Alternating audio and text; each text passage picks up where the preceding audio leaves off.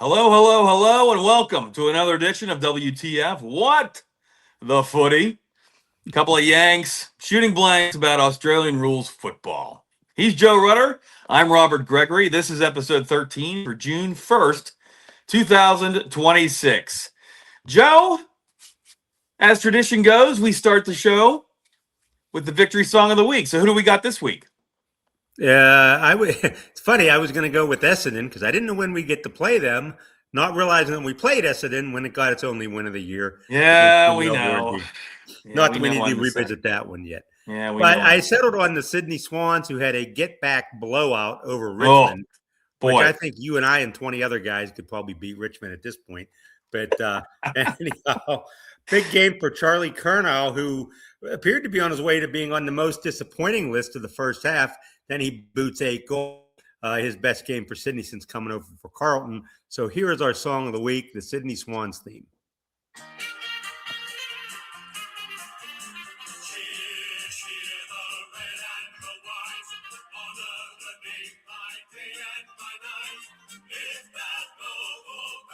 Sounds familiar, Joe. It does sound familiar.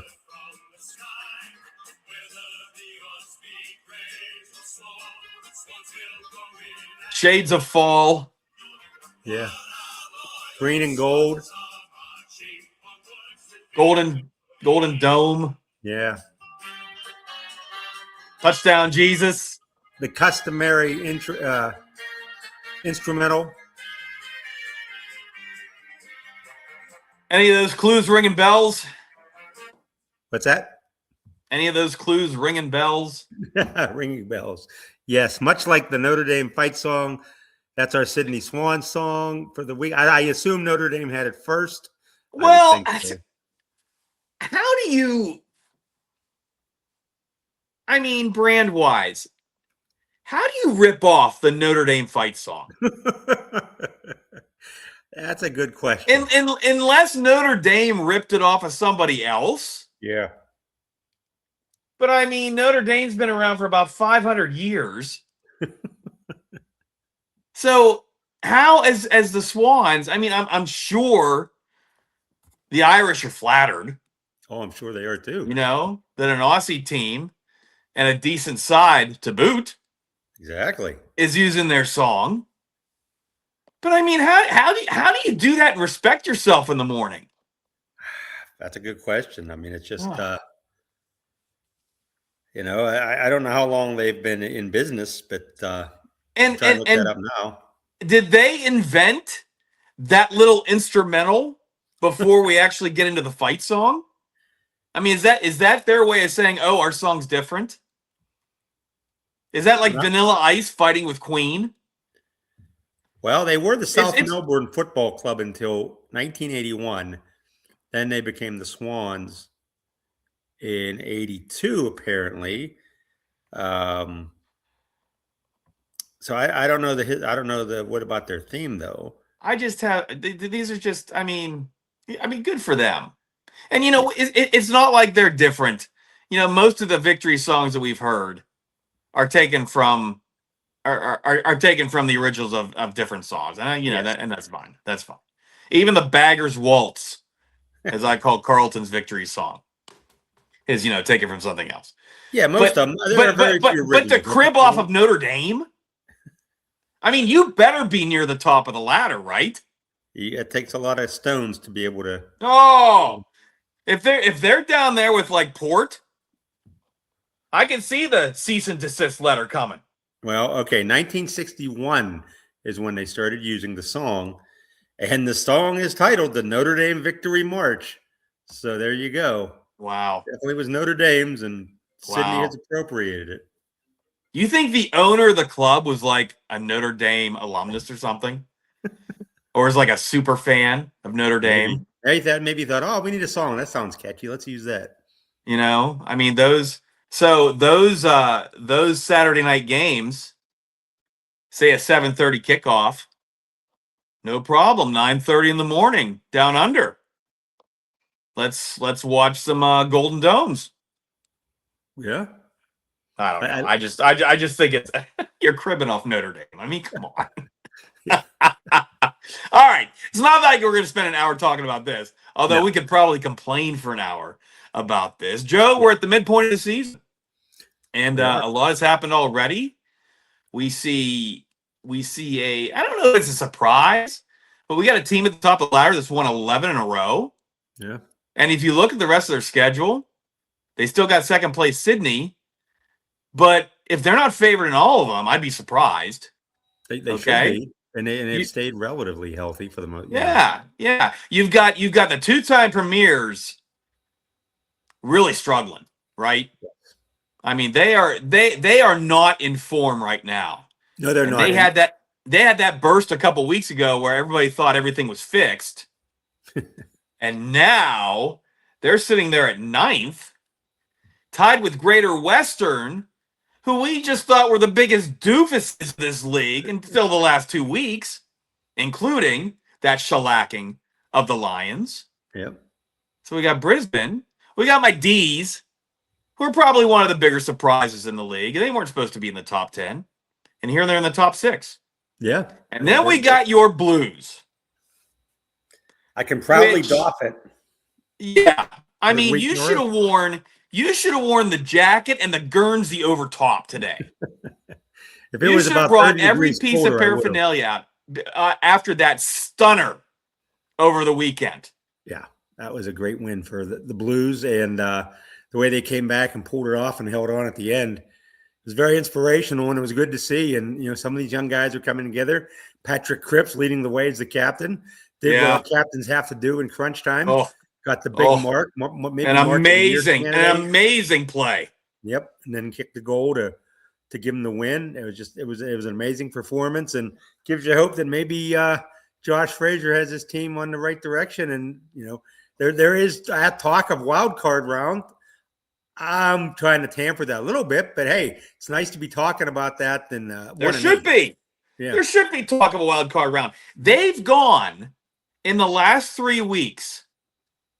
They were 5 back of that 10th spot. Yeah. And the last 3 weeks, they've made up 3 games. Yeah. They're only 2 games behind now. And they have a favorable schedule coming up. Yeah. I mean, how can you not believe? And we said this last week. You know what, Joe? I'm proud of us for saying a lot of the things last week that people are saying now. Yep. We try to tell people, Carlton does not look good on paper, but they're not Essendon. They're not Richmond. They're a good ball club. They've been a good ball club for 3 quarters all season. Yep. And now Josh Frazier somehow has flipped that switch for the 4th quarter. And remember, this is the guy that says, I don't know if I'm ready to have a head coaching job right now. Well, I'll tell you what, it looks pretty good. He does. He does look good. And if they keep this up, how could you let him get away? Well, I mean, and that's why some of the comments that were made on the radio side after the game were just absolutely preposterous. You know what? We'll talk more about Carlton when we get to them. We're going to do our midseason review today. Hopefully we'll keep it under 6 hours. Is there anything you want to add before we get into these slides, Joe? Not really. I mean, it's just, it's kind of, we're getting into bye weeks here again. So that's kind of, becoming part of an issue. But, everybody team's dealing with that. And, it kind of makes the ladder look a little goofy till everybody gets caught up and gets all the byes out of the way. But, no, it's an exciting time. We're hitting the second half of the year. And some teams that we would not be among the elite are, and some teams we thought would be up really high have fallen on hard times. And there's other teams that are struggling, we think, that will not be part of this playoff conversation that looked like locks a few weeks ago. Yeah, it's going to be very interesting, especially down the stretch, when we start getting into weeks 17, 18, 19, and we got about a month of the season left to go. It's going to be interesting to see who's in it and who's not. Okay, without further ado, here's the WTF What the Footy mid-season report. And we will start at the bottom with our Essendon Bombers. And this is a hard luck story as big as they come, isn't it? With all the injuries they've had, they made the coaching change last week, and then, there was hope that the coaching bounce would help them against West Coast. who continues to improve, but they were down 50 in the second half and ended up losing by 30. Yeah, So, they I did not mean, get the bounce. Didn't come close to getting the bounce. yeah. Just a dreadful start for them. And, it's a mess with the, even the search for a head coach with the former head coach lobbying to get the job back really kind of hamstrings them as they're trying to move forward. Do they go back to him or do they, I think it hurts them for making a clean break. And that might be the best thing that Essendon needs right now.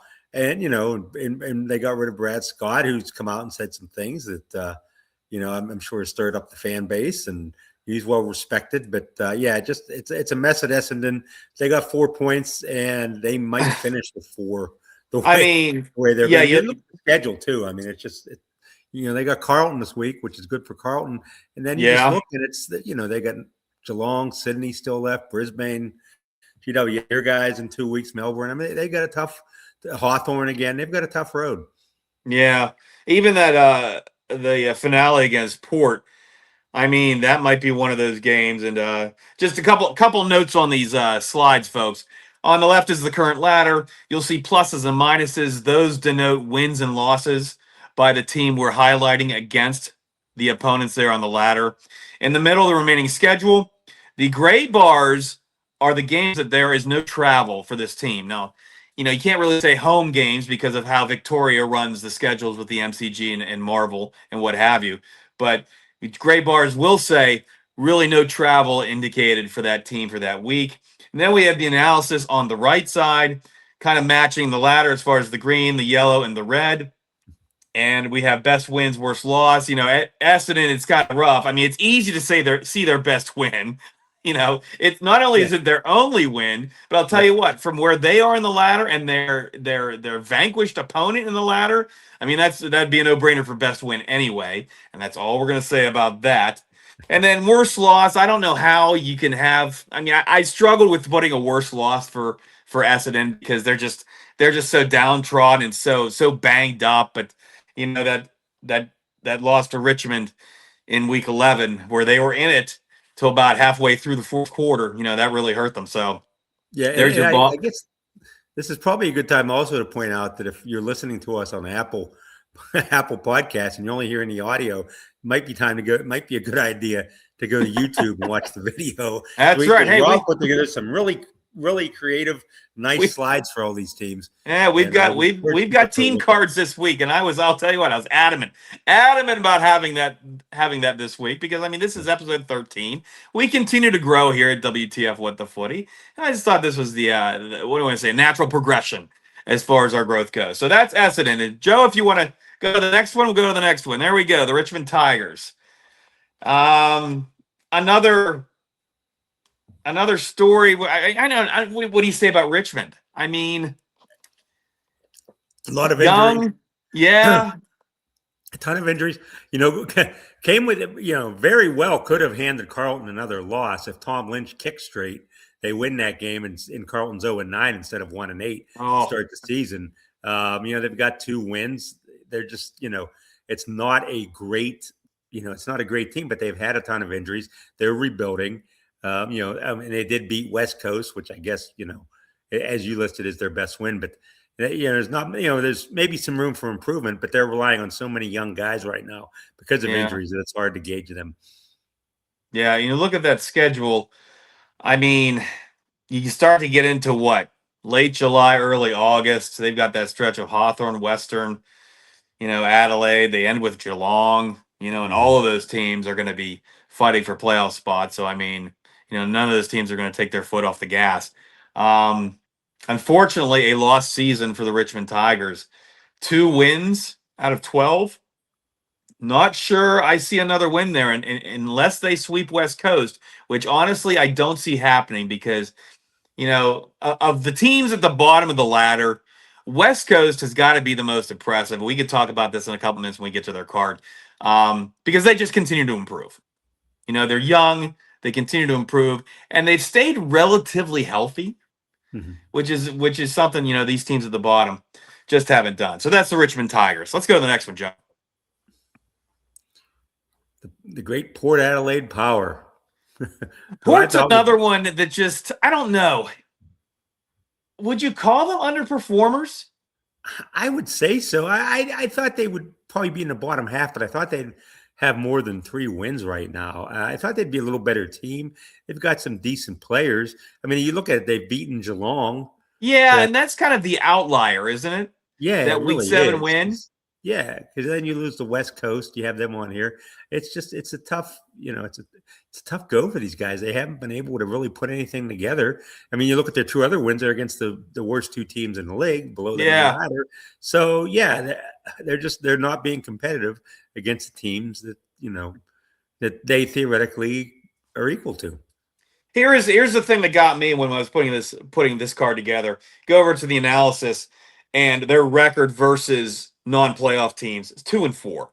Yeah, I mean, it's really kind of hard to explain that and try to argue that you just had a bad first half and that you can turn things around. I mean, when you're 2-4 against the bottom 8, I mean, I think that says a lot.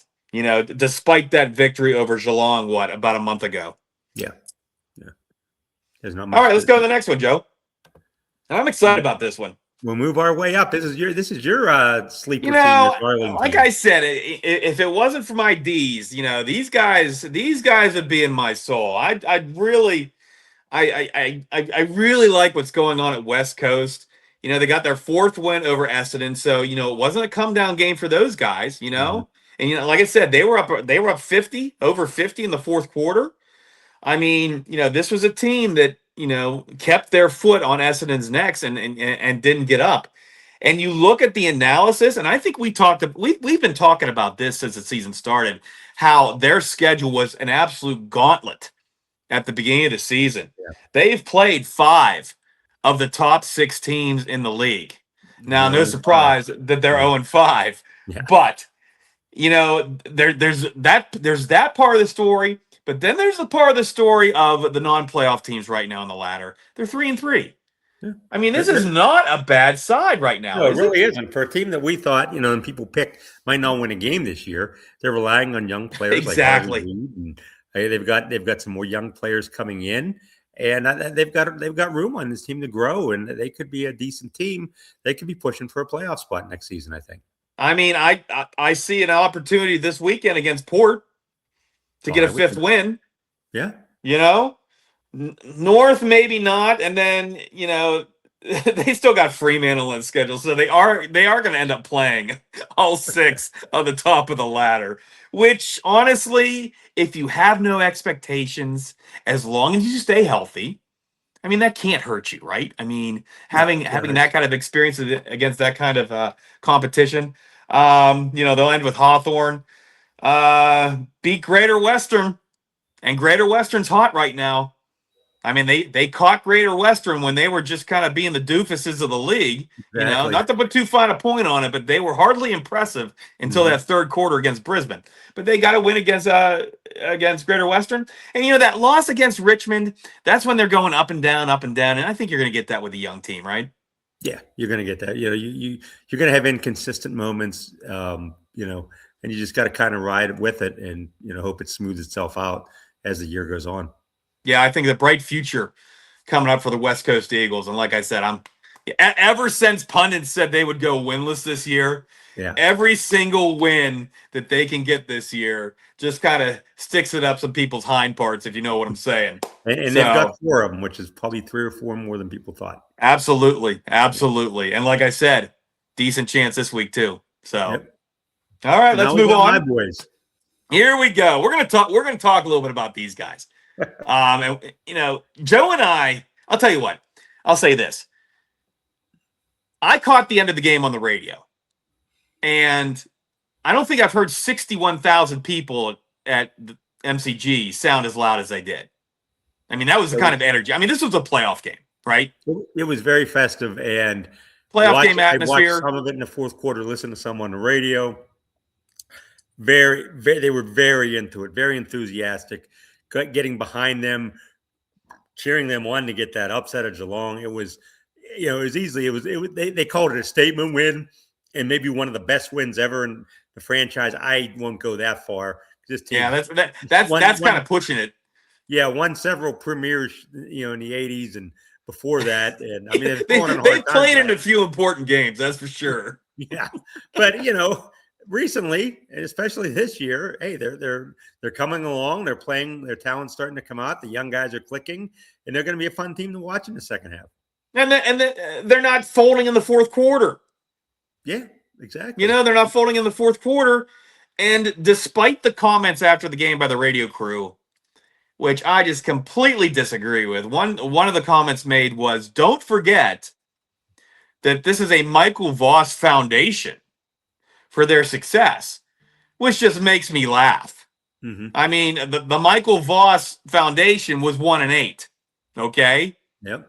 This house that you think he built had no windows and doors, especially in the fourth quarter. All the air was getting out. That's right.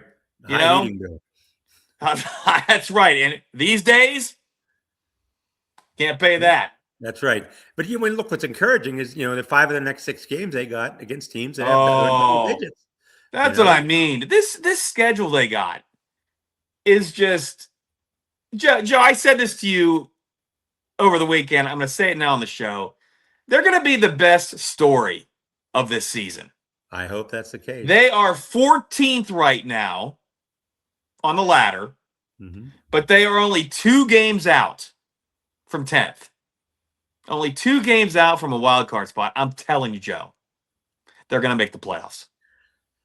I hope you're right. I'm not looking past Essendon this week because I still expect at some point the adrenaline's going to wear off and they're going to have a slip up. Could come after the bye when they have GWS. Well, and that's the thing because when we mentioned a couple weeks ago, maybe in jest, but still it was mentioned. Do you think this team can get to a wild card spot? And you're like, well, a lot of things are going to happen for them. And so far it is. I mean, everybody in front of them is losing. Yeah. So they're consistently making up ground. But all of a sudden now, you look at week 15 in Greater Western. Okay? Mm-hmm. And they got to go up the coast for that game. Right? Yep. Now you're thinking, okay, is this where they get tripped up? Because and they kind of have a buffer even if they do. West Coast Richmond after that, right? So I mean, even if things do go bad against the Giants, they got some get back games they can get. But you look at that schedule starting with week 20, Gold Coast and Brisbane back to back. They still have Western. They got the top seed, Fremantle, to end the season. Yeah, it'll be tough, but it's going to be a fun ride, and I hope it's one that's worth the watch. I know I'll be watching every game, so we'll see. Another suggestion was made by the radio crew that Frazier should use his experience right now with the Blues to get another coaching job. Well, if they keep winning, I'm locking them up. Well, I mean, yeah. He seems to think that, this might be some kind of luck. And you know what? For all we know, it might be. But they're 3-0 after starting 1-8. All right? Their percentage is still bad. I mean, these games like against Essendon, against West Coast, against Richmond, they need to win these games by 40, 50 points, right? I mean, they got to get that percentage up because they don't want to take any chances with tiebreakers, right? Yeah. They've got to, and because if they get in any kind of tiebreaker, they don't have the margin for error. They've got to get that percentage up to have a chance to be in that top 10, unless they just go on this ridiculous tear where they're above 10, and that's hard to believe. But hey, stranger things have happened. I mean, in 3 weeks, since they have the bye, in 3 weeks, there's an outside possibility that they are in and around 10. And doesn't the season start then? Yeah. I mean, doesn't it become the longest playoff schedule a team has ever seen? Every week would be like a playoff game. Yeah. And I'm sure the atmosphere. That's the other thing I wanted to say about this schedule, folks. Look at all those gray bars, starting with West Coast. Yeah. They don't have to go anywhere. They don't have to go out of their only trip is to see the Giants in 15. Yeah. They're staying home. They're either at MCG or Marvel. I mean, can it be set up any better for them to make this the story of the century? It's there for the taking. They just got to, show that they're capable.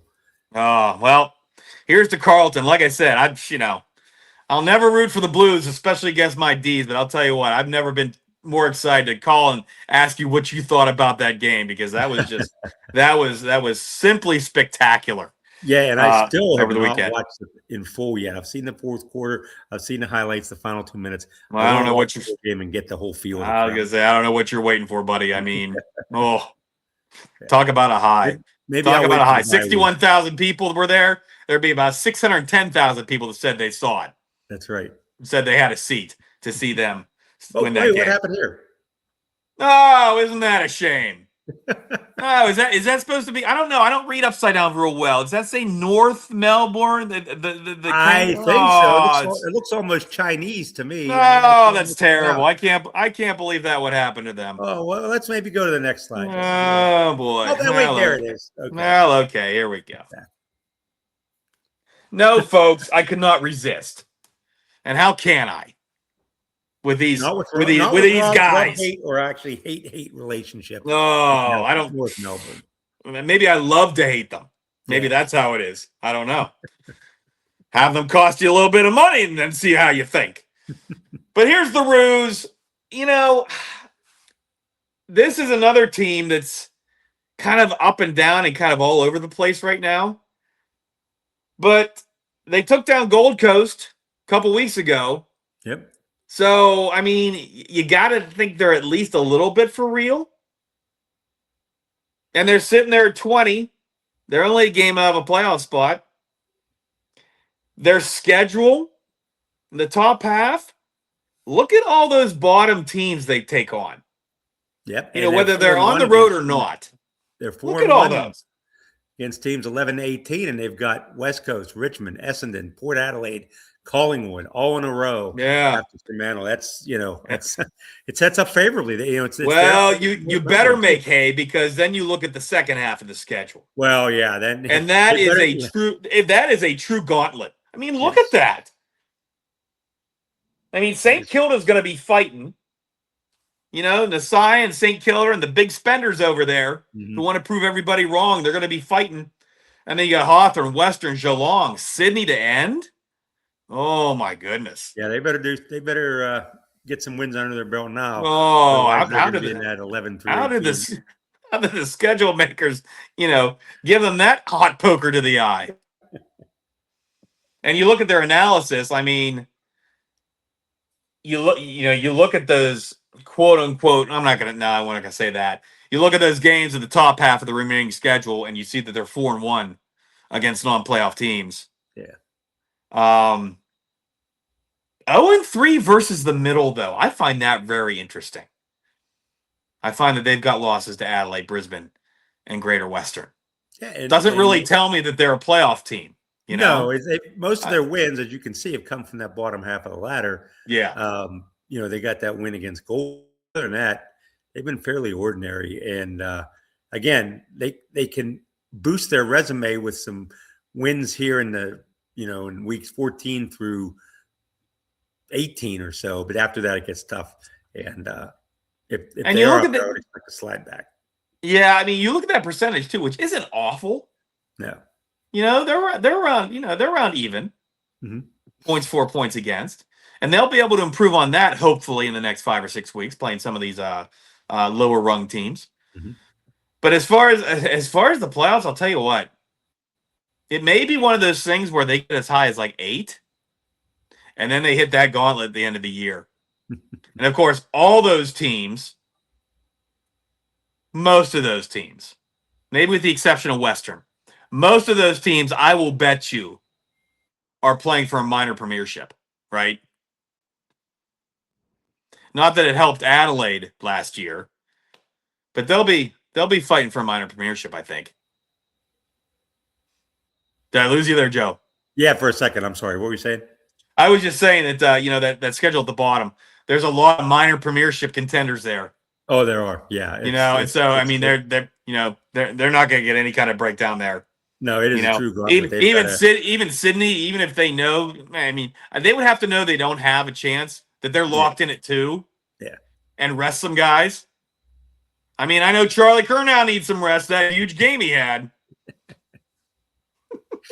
Let's move but on. We'll see. Let's move on. Yeah, here's St. Kilda.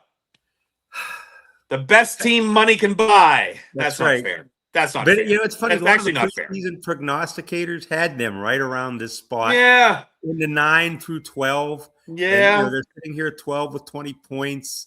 I don't know what to make of this team. They still got to go to Sydney. They still got to go to Geelong. They've underperformed to me. They're 0-4 against the top 16. Yeah, I mean, I think that analysis says a lot. Yeah, they just don't really have a statement win. I don't know. It's, they've spent a lot of money. I mean, they've had a lot of underachievers. Yeah, that best win against Greater Western, round 2. I mean, you really can't put much salt into that. No. If they stay healthy, maybe they challenge for 10. But I mean, isn't that the ceiling for them at this point? I would think so. I don't see them doing much more than that. I don't see them getting a home wild card game. I just don't think they're that quality of a team yet. They've spent a lot of money, but they got a ways to go. They've got to develop more players in that system. And what's worse is one of their home and homes is Sydney, which starts this week at the Sydney Cricket Ground. They got Sydney this week, and then 8 weeks later, 2 months later, they get Sydney again. So yeah, not really cut out for easy road to the playoffs for the Saints. Let's move on to the next one. We are just going reverse order on the ladder, and here we have the Magpies, and I'll tell you what. They're about as even of as a team as you can see. 99.9%. 5-6-1. They're beating up, as you can see, they're beating up on the bottom feeders. Yeah. But, not doing so well against the top 10 teams. Yeah, you see, my best win is the best draw, right? I mean, that's really the best. And that's, you're only going to see 2 equal signs in these graphics. And that's one of them. And again, we're repeating ourselves. Well, I'm repeating myself when I say this. Scratching for points. I mean, their playoffs started last week, I think, and they lost, which slid them out of the top 10. They lost Jamie Elliott. And, they've got Nick Dacos. Yeah. He might be the best player, but he's a one-man band right now, and you need to one guy. And with Jamie Elliott out, it just puts a lot of extra pressure on other guys, and I just don't know if they're that deep to be able to pull this off. I mean, I just, I don't have high hopes for Collingwood in this second half of the year. I think neither of us have them in our postseason. No, I see it. Not exactly a collapse, but I think the Pies are set to falter. And you look at the end of that schedule, those last 5 games, you got West Coast there in week 22, but Adelaide, Geelong, Hawthorn, Brisbane might be fighting tooth and nail to just get a wild card spot. So, yeah, I don't know. Magpies got a lot of work to do, that's for sure. Yeah. That is for sure. So that finishes out the bottom of the ladder. Those are the bottom 8 teams. So now we get into the meat of the analysis. And yes, the meat of the analysis.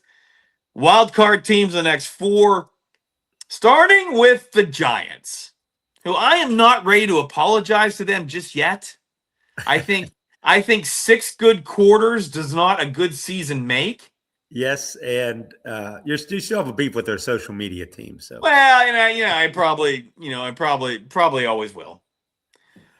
Yeah, they're a tough team. I mean, they're a tough team to figure out. I mean, I've used the word doofuses twice to describe these guys because they just didn't seem like they were serious.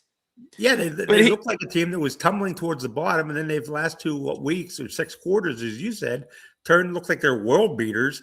And you look at their resume here, and it's even against everybody. Top 6 wild card rounds and bottom 6. You just don't know what you're gonna get out of these guys. Yeah. Yeah, I mean, I listed their best win as that opening round victory against Hawthorn, but I think there's a great argument to be made for Brisbane a couple weeks ago, Yeah. as their best win, because that just seemed like when they flicked the switch. And it continued last week against my D's. I mean, they were pretty much dominant the entire game against Melbourne to jump Collingwood and get into that 10th spot. So, I mean, I begrudgingly admit we got to take the Giants seriously at this point, I think. And Toby Green, said he wants to play for a contender or a winner, and he's they finished strong. Maybe he stays. Maybe they're trying to win one. Win it for him and get into the playoff contention. They're right there now, but on the fringe. Now, me saying taking them seriously does not equate to championship form or playoff caliber or terms of that nature. Yeah. But we do got to keep an eye on them. I mean, they're at the half pole. They're sitting at number 10 with a less than impressive first half. We'll see what happens with the Giants. And they got a bye now that could blunt them, as they enter the second half. That could rob them of some momentum they got going on. Perhaps. But they do have St. Kilda coming up. They got your Blues coming up. Yeah. Then you got these guys here.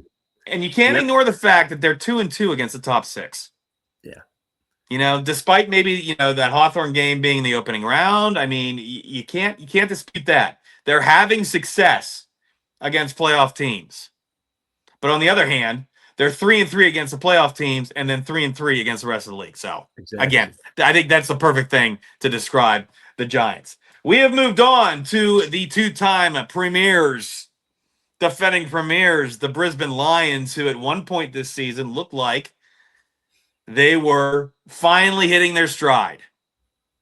But the last couple of weeks, especially that third quarter against Greater Western a couple weeks ago, now you've got Brisbane sitting there at 24. They've got a decent percentage, but they're only 6-6 this year. And you look at that analysis, their record against the top. Is that not damning? Is that not a damning stat? Teams. Yeah. Losses to Fremantle, to Sydney, to Geelong, and to Melbourne. And you can see it right there on the card. So, what do we say about the Lions at this point? I mean, they're a team that you want to talk about a thorn in the paw. I mean, they're kind of smarting right now. They are, and I thought after the 0-2 start, they kind of put it together and looked like they're on a roll. But the way they played the last 2 weeks, I don't know. I just, I mean, their coach has a habit of getting them back on track and getting them ready. But maybe they are on a downward trajectory, and maybe they are getting passed by. It's going to be an interesting second half of the season for these guys, especially with them coming up against Gold Coast this week. Well, you look at the top half of that remaining schedule, and if they want to make any movement up the board, I mean, they're going to have to pull some upsets because they're traveling to Sydney. They're traveling to Geelong, which isn't that far of a trip, but still, they're out of their comfort zone. Yeah. The second half is a little bit easier, but Hawthorn and Gold Coast back-to-back before Collingwood at the end? Yeah. I don't know, boy. That's tough. Maybe they are going to be the first beneficiary of having that expanded playoff format. They might need 9 and 10. They might need 9 and 10 to just have any kind of chance of three-peating. Yeah. Although I'm sure back-to-back is the furthest thing on their mind right now, sitting there at 6-6. And especially when you got Gold Coast coming up this week, you can't overlook Gold Coast. Yeah, the way it's played. And where's that game going to be? At Gold Coast, I believe. Let's go back. No, it's at Brisbane. Yeah. Where? The Gabba. Thank you, Joe. My God, you're setting up on a tee for me there. I'm setting you up. To say your favorite stadium name. I was excited to get to Adelaide, Adelaide, another team. Okay, okay. What excites you about Adelaide? I don't know. That's the thing. They're up and down. They're 0-3. As you look here against playoff teams, they're 0-5, 6-0 against the bottom half of the I was league. gonna say they feasted on the bottom. Yeah, I just not only are they a playoff team right now, they're a home game playoff team right now.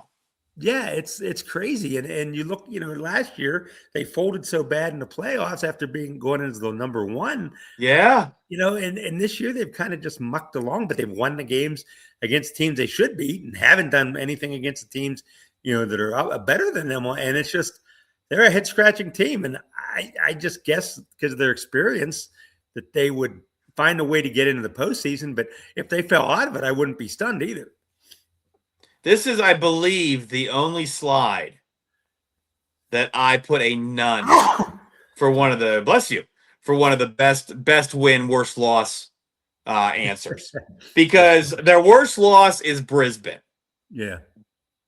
And that game, that game was what? I think week 5 or 6. I believe that game was when Brisbane was on their high. Mm-hmm. So, I wouldn't exactly call it a bad loss per se. But 0-5 against playoff teams. Yeah. Even if they do make the playoffs, even if it is a home game for them, if we're playing at the Adelaide Oval, is it one and done for these guys like last year? Yeah, I would think so. Well, last year they would have been 2 and done. Yeah, they would have been 2 and done last year. Well, yeah, but one and done this year. I would think I'm with you. I just, you want to say playoff. You want to say playoff team because of their legacy. How well they finished 2025, the regular season. They stormed through the end of July and August. Mm-hmm. They were what, 4 or 5 on the ladder going into July, and they just kept winning games. They kept winning, and the top kept losing, and before you knew it, they were minor premiers. Yeah, maybe not ready for prime time because that showing in the finals is just. Well, they didn't have ranking either, which hurt them. Well, that's true. That's true. They could have gotten them back had they advanced to the finals, but they didn't, and so they were without him. No, that's a good point. Yeah. That's a good point. So we'll have to see. Yeah. Okay, the next one, Western. Who we left for dead. We did after they're 4-0, and then they're 3-5. Bunch of injuries. Yeah, they've won the last couple to get back in it, but we thought they were dead. But I think maybe they've righted the ship here, and I've got them maybe making a little bit of run here in the second half to get the bye at least. Yeah, I think they're more than just a cursory tale. They're sitting. They are. I think it's 9 percentage points behind the D's. And that's only because they were taking on water after those injuries in the middle of the season. Yeah. They got thumped a couple times. They got thumped. 1-4 against the top 6. But again, how much credence do you put into that, knowing their history this year and the injuries they've had? 3-0 against the wild card teams, which bodes well for any wild card berth. Yeah, and Marcus Montempelli's kind of carried him on his back. Yeah, amid all these injuries, they've kind of, and he's been playing banged up too. They've found a way to win, and again, I there's something about them. I just think they're going to be okay. I just think they're going to figure this thing out. I don't think by any chance they're going to win the whole thing, but I think they're going to be a good team, and they could sneak into that top 6. Yeah, grit goes a long way. That's for sure. And they've got plenty of it right now to go through. There are teams that have had injuries this year, such as Essendon. Not that we were ever thinking Essendon was going to be a top 6 side, but there are teams that haven't dealt with injuries well, and then there are teams that have dealt with injuries well, and that one is sitting at number 7. Yes. All right, let's go to my D's. These guys who are on a little bit of a slide.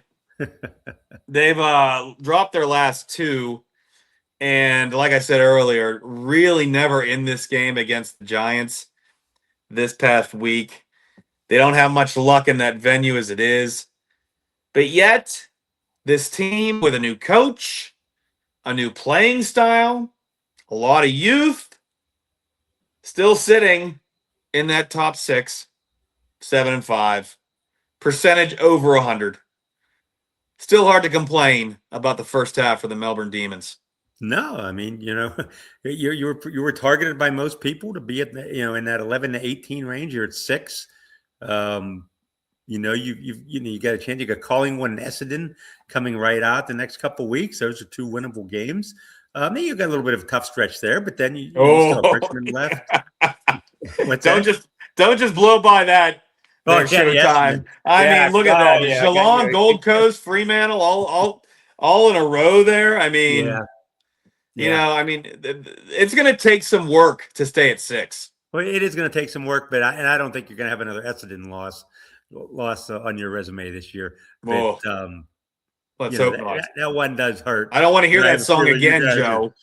I think you're going to be at least in that 7 to 10 range. I don't think you have to. I don't know if you stay at 6, but you're playing well enough to be in the playoffs. I think it would take a monumental collapse to fall out of the 10. Yeah, I would think so as well. Fall out of the 10. Now, with that said, there's only a game and a half between staying out of the wild card round and staying home. Mm-hmm. So I don't know. We'll see. They got a good schedule. They're 2-2 versus the top 6. That's hard to argue against. No, they're good against the bottom. They're 1-2 against the wild card teams, but they got 2 wins. They beat Hawthorn. They beat Gold Coast. Hard to argue that. Yeah, they haven't long yet, which that'll be a good one. They got Gold Coast again, Freo. So it's going to be Freo. They've lost to Freo and Sydney, so maybe they're not quite ready to be among the elite, but they're hanging in there, and you have to be happy at this stage that you're still 6th. Yeah. The job that Stephen King has done is, I don't think enough can be talked about that. So okay, let's move on. And here you are, Joe, your Gold Coast Suns. The Gold Coast Suns. Love their song. Like watching them play, but they've kind of been confounding a little bit this year. 4 coming off the bye. Maybe that comes at the right time for them. Maybe Christian Petrarca is well rested for the second half and can breathe some life into these guys. I thought they'd be a little maybe higher up right now than 5th. Started out, I think they were at the top of the ladder after the first or second week for the first time ever in the franchise's history. Kind of falling back a little bit. 1-3 against the top. 1-3 against the top 6 teams, beating up on the bottom 5-1. So, they've got to show better against the teams that at that top of the ladder. It's a familiar refrain that we've had the past month or so. I mean, they came out barnstorming to start the season, and then Petrarca got hurt. And I'm not saying that, the Suns goes, Petrarca goes. But he got hurt, missed some time, and then even when he came back, they just weren't the same. They're not the same Suns team that started the season. And I'm wondering at this point when they're going to find that mojo again, because you look at the first couple games of the second half. I mean, Brisbane's not going to be easy, of course. Geelong, Hawthorn, Freo. That's June. I mean, that's, That could be some trouble for them. They could find themselves down 10 or 11 if they, don't hold their own against some of these teams. They've got a tough stretch there. Then you look, they still got Adelaide and Western, Melbourne. It's going to be tough for Gold Coast, but they had high expectations entering the season, and they went out and they got Petrarca, and they should be set up for success. They've got to play better though. I say this without doing the proper research, but I'm looking at this schedule. I don't remember in any of the cards seeing as many single numbers that they have to play. Yeah. I mean, they got Carlton there, which is not the same Carlton. That is not a 14 Carlton, right? Mm-hmm. They got Greater Western that's playing better. They got Collingwood that is fighting for their lives right now. You look at that schedule, St. Kilda will be fighting for it at the end. there is no get good game on that schedule at all. I mean, No, that's there got really to be isn't. the toughest remaining schedule of anybody in this league. I would think so, and it wouldn't be surprising to see Gold Coast take a tumble down. But they claim they're ready to go. I mean, they got their first ever playoff win last year, and they're expecting bigger and better things. This will be the time to show it. I'll tell you what, if they can find a return to their form in the first 3 weeks, they would feel a lot better about that schedule coming up. I know that for sure. Yeah, I know that for sure. They All right, let's move on. Geelong is our next one. Sitting there at 32 points. Fourth in the ladder. Are they flying under the radar the most at this point, despite that loss to Carlton? A lot of emotion in that loss to Carlton. Yeah, a lot of it, but they had a lot. You got it. Here's their worst loss, Port Adelaide. They're kind of head scratching when they play some of these teams you think they should beat, and lose to Carlton, lose to Port Adelaide. It's a team in grand final last year, and at some stages of the year really played well, like that type of team. But other times you're just wondering, who are these guys? I'm pretty sure they're the only team in the league that's beaten the top two teams in the ladder right now. Yeah, I think they're the only team that have pluses against Freo and Sydney. Yeah. And they have to be because Freo's only lost once. Yeah, so that has to be it. Yeah, that has to be true. That was a really good game, but you look at they're great against the wild card. They're 2-2 against the top six. They haven't played Melbourne, haven't played. That's it, Melbourne. So we'll learn more about them as the next few weeks go on. But I'd like to think they've got their act together a little bit here, but you never know. I mean, like you said, they've lost to Port Adelaide and they lost to Carlton. They're not, playing from a position of strength as a second half. I mean, they pulled the short straw to begin with, having the home and home with Freo. Yeah. So they've got that going against them. But you look at the end of the year, and they'll have an opportunity if they need it to rack up some points and maybe move, if they would happen to drop out of that top six. I mean, you look at Collingwood, Essendon, North Melbourne, Richmond, they might have a chance to move back up before the season's over. And they don't leave victorious, so that also bodes well in that week 19 on. Yeah. So Geelong, another one to watch. Yeah. Moving on to Hawthorn, the Hawks at 34 points. Not 32, not 36. Not, and I assume it'll stay that way, that they're not going to change. I don't know. Are we going to have any more draws this year? I don't know. Yeah, I didn't know if you look at the right-hand corner of this card, it was hard to put a worse loss for these guys. I mean, they're 8-3-1. Yeah. So we'll call it the worst draw, which again may not have been a draw after all. Exactly, that's what I mean. That could be 2 points that should be in the Magpies column. But the league has already said they're not going to review. They're not going to do anything like that. Just keep the draw there and move on. Yeah, well, I mean, now, do you have that opinion because of what happened in the Blues Cats game over the weekend, where that first goal? The league came out and said, yes, that probably should have been a goal and not a rush behind. Yeah, I did. Which would have changed the final score, despite the fact, I think Geelong's coach, his name escapes me right now, but he pretty much said, we had 100. How did he put it? We had 109 minutes of footy to go after that. Yeah. I'm not going to think too much about it. Exactly. And he's right. He's right. I mean, anything that happens, I mean, it literally happened in the first minute of the game. Yeah. Okay. And I understand your strategy changes so much. Well, absolutely. Absolutely. And it's easy to see how Cats fans are sour about it because, it's a 4-point loss against a team that had only won 3 times this year, despite the fact that they're not the same team that they were 4 weeks ago. But that's the boat that Hawthorn is in right now. Although I don't think they're going to need, those 2 points to even, stay in the top 6. To be honest with you, I mean this is a solid side. It is. They're solid, and they were kind of the surprise of the finals last year. Getting to the semifinals like that, and I'm a little surprised. I thought they'd maybe have a little bit of a drop back, but they've kind of held their own, played well against these teams. You look, they've beaten Geelong, Gold Coast, Sydney.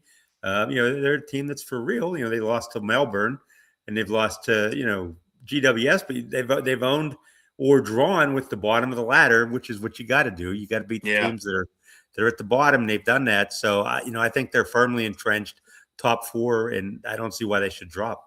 Yeah, Hawthorn definitely one to watch. Let's move on to our victory song of the week team, the Sydney Swans, who looked unstoppable until about, 2-3 weeks ago.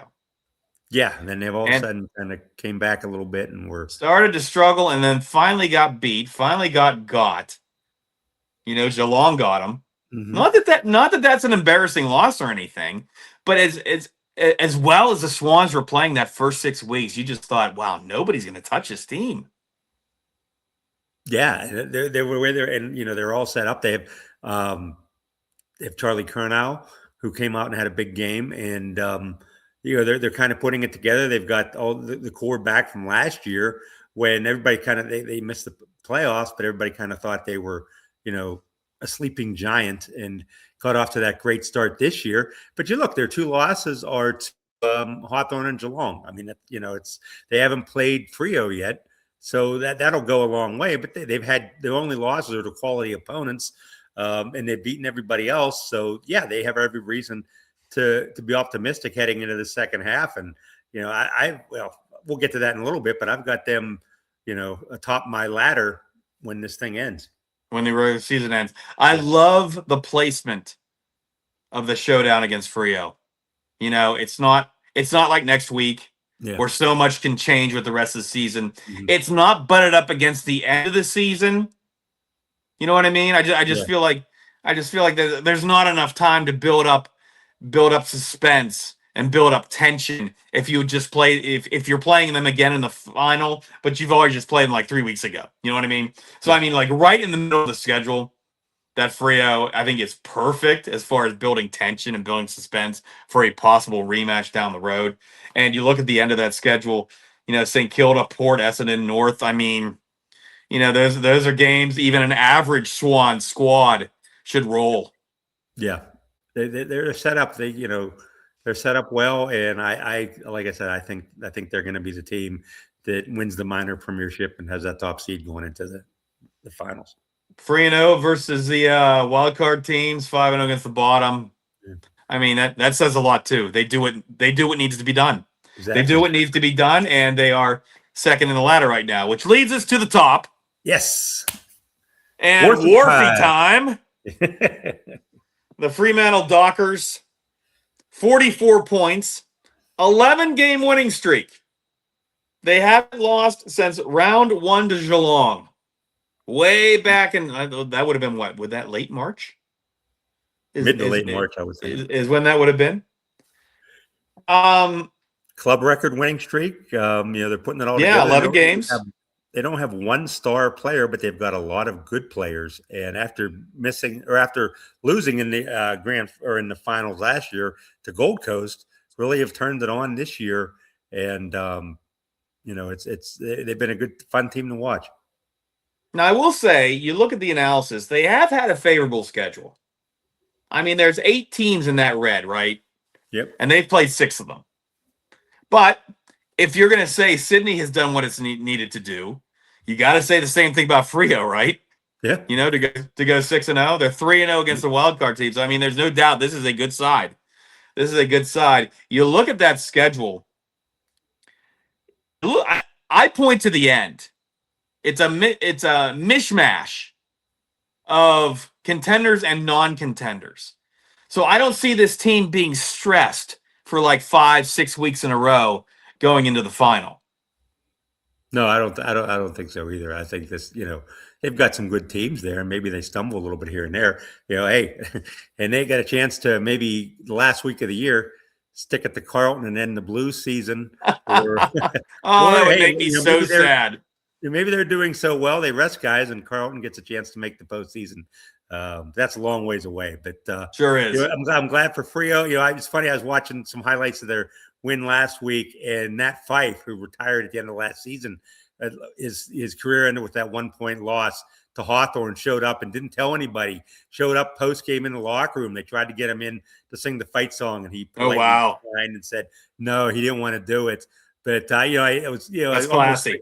Boy, I'd like to bring him out of retirement to give a taste of that, because he never won a premier, only got the grand final, and he's watching this team now have a tremendous season. Yeah, have a great season. So Frio, the top of the ladder.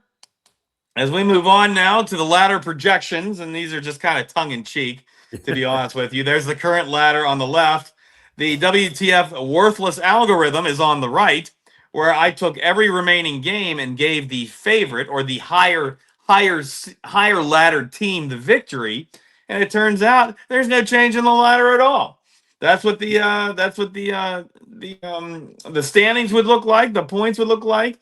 It has Fremantle, if you follow this worthless algorithm, on a 22-game winning streak going into the playoffs. So take that for what it is. Let's move on, Joe. Yes, let's go to the real stuff. Well, I don't know how real this is. Again, current ladder on the left. You've got my projected ladder in the middle, where I have Brisbane, Western, Carlton at 9. I think they're going to go on a tremendous run and make the playoffs.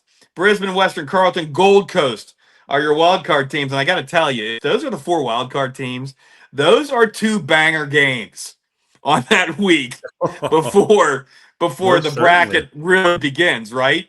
Yeah.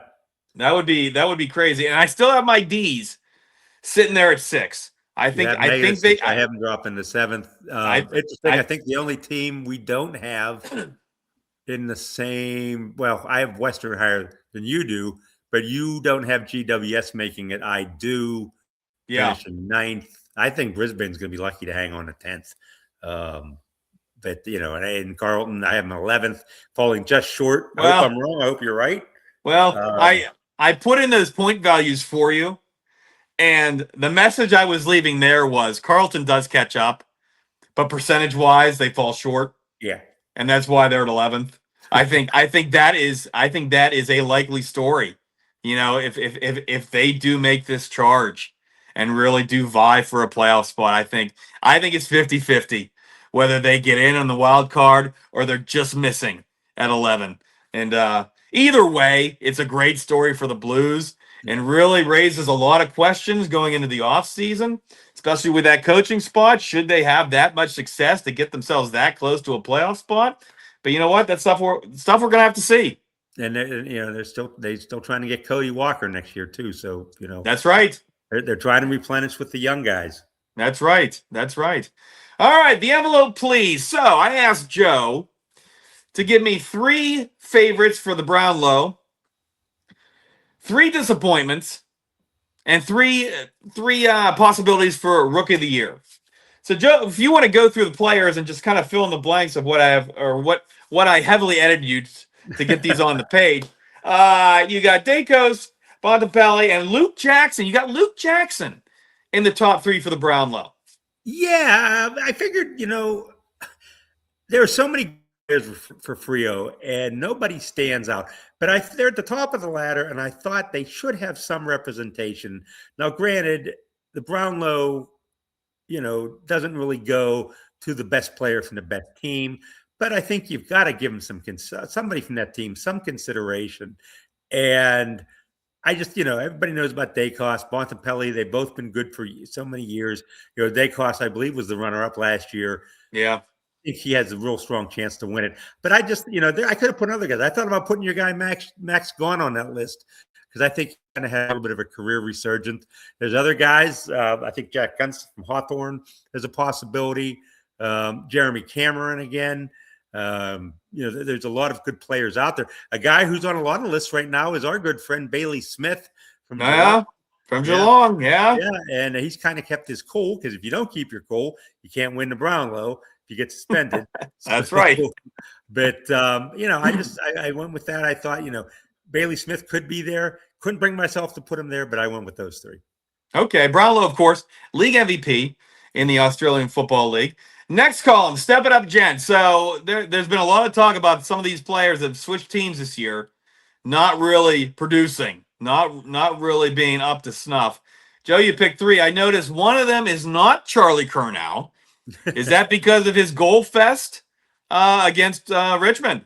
Yeah, he had 8 there. It'd be tough to put him on the list when you get 8 goals. So yeah, and we've talked about it, and my feelings on Tom de Koning. I just I wasn't saddened to see him leave. Surprised to see St. Kilda give him so much money, and he's just been a very average player. And I think he was really exposed early in the year when he went up against Max Gawn at the Ruck, and he's just not giving him the bang for the buck. TDK has been MIA. I like that, right. Joe. You can tell Joe was a writer once in a while.